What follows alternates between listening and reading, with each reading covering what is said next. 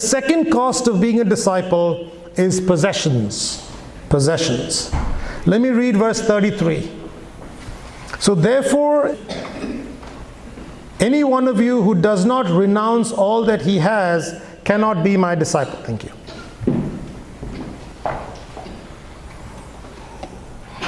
I wish this verse was phrased a little differently, isn't it?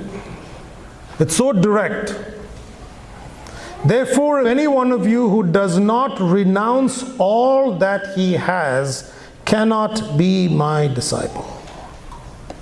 The desire for things is an old desire. It's not a new desire. And it's not related to whether you have much or you have less.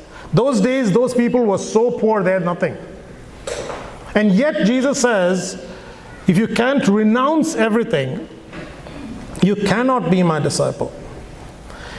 And it's not just this random statement that Jesus said. I'm going to ask you to turn to two more verses that says essentially the same thing in the book of Luke. Turn to Luke chapter 12 and verse 33. Sell your possessions, give to the poor. Provide yourselves with money bags that do not grow old, with a treasure in the heavens that does not fail, where no thief approaches and no moth destroys. And another verse, Luke chapter 18. Luke chapter 18 verse 22. This is Jesus talking to the rich man. When Jesus heard this, he said to him, one thing you still lack, sell all that you have and distribute to the poor, then you will have treasure in heaven, and come follow me.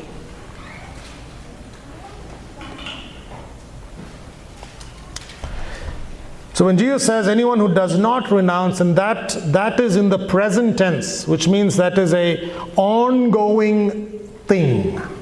It is not, okay, one time renounce and then we can do whatever, but it's an ongoing thing.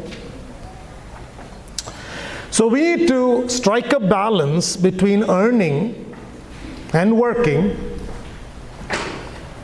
and making money and loving God more than our possessions. How do we know if we love God more than our possessions? Well, let me ask you a couple of questions. If tonight you got a notification from your bank that you have a zero income,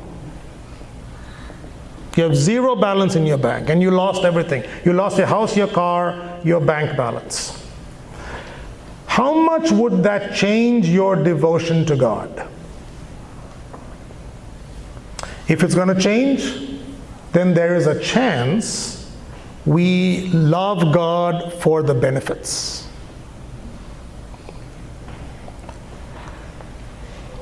Let me ask another question. How much money do we spend on ourselves compared to what we spend on God and the things of God? My brother and his sister are in California, and 20 years ago, they started a ministry called Life Challenge International, where we do rehabilitation, detox, rehab for drug and alcohol addicts. The first center was in Bangalore, and now we have about 7 centers in different parts of India. We also have a home for HIV kids whose parents were drug addicts and they got HIV. Now, they're both engineers who were in California, and they decided to start this ministry. So my brother decided not to do his engineering job, started this ministry. And I think it's about 7 years ago, they came to a decision that his wife also would leave the job.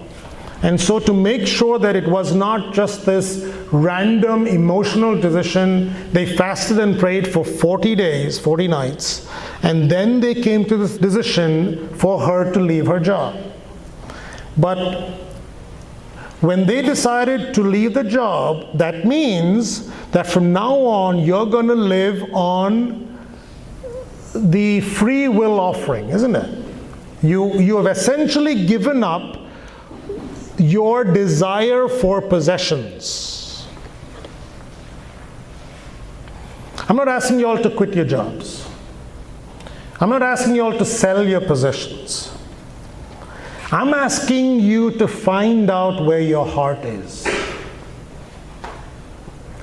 Because, like this verse says, if any one of you who does not renounce all that he has cannot be my disciple. There is no ambiguity in that statement.